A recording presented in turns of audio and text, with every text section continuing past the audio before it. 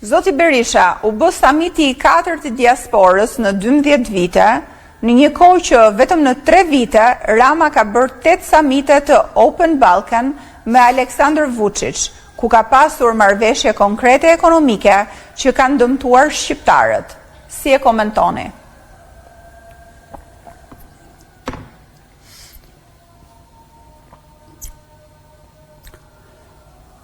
Komenti im për kongresin për kuvendin e diasporës është bërë ditën që ai u mblodh.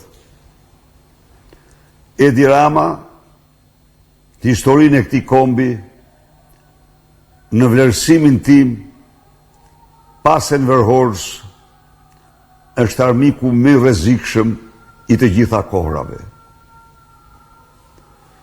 Edi Rama është faktuar gjatë këtyre viteve të pushtetit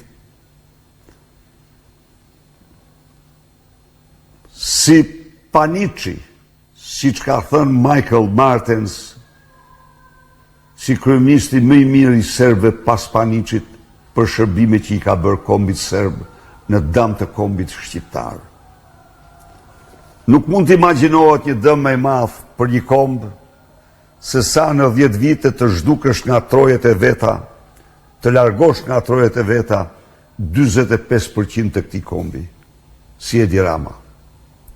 Nuk mund të bësh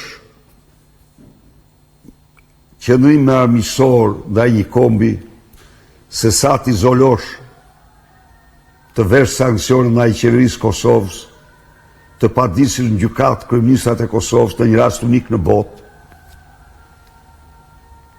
se sa të bësh pazare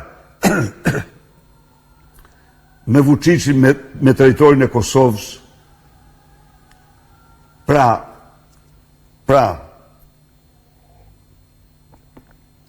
në këtë aspekt, Edi Rama meriton atë që meriton tradhtarët më të mëdhenj të kombit shqiptar nga diaspora dhe çdo shqiptar tjetër.